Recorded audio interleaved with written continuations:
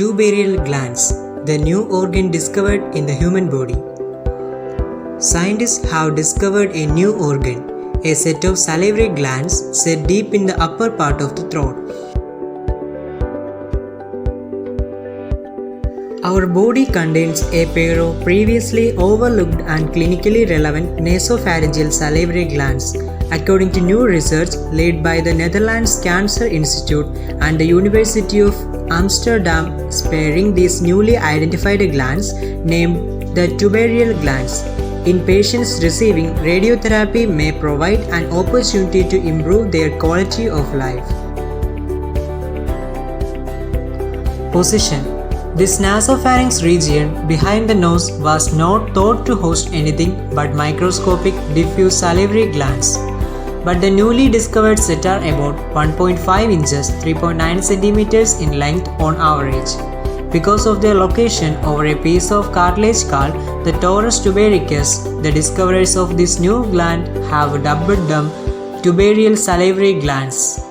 The glands probably lubricate and moisten the upper throat behind the nose and mouth.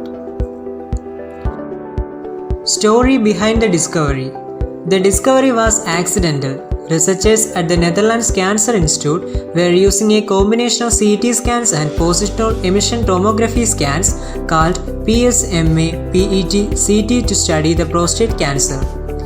In scanning, doctors inject a radioactive tracer into the patient.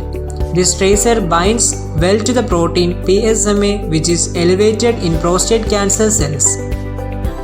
Clinical trials have found that this scanning is better than conventional imaging at detecting metastatic prostate cancer. Why are these glands being discovered only now? Researchers note that the location of these glands is at a poorly accessible anatomical location under the base of the skull, which is an area that can only be visualized using nasal endoscopy. Further, conventional imaging techniques such as CT scan, MRI, and ultrasound have not allowed the visualization of these glands. For the scans done in 100 patients, a new type of scan called the PSMA PET CT was used, which was able to provide the highly sensitivity and specificity required to detect these glands. What is the purpose of these glands? So far, researchers suspect that the physiological function of the glands is to moisten and lubricate the nasopharynx and the oropharynx, but this interpretation needs to be confirmed with additional research. What is the significance of this finding? Researchers believe that their discovery is potentially good news for some cancer patients with head and neck cancers. Patients with head and neck cancers and tumors in the tongue or throat are treated with radiation therapy that can damage the new salivary glands whose location was not previously known. Now, with their discovery, radiation oncologists will be able to circumvent these areas and protect them from the side effects of radiation, which can lead to complications such as trouble speaking, swallowing, and speaking. Some patients may even face an increased risk of caries and oral infections that can significantly impact their life.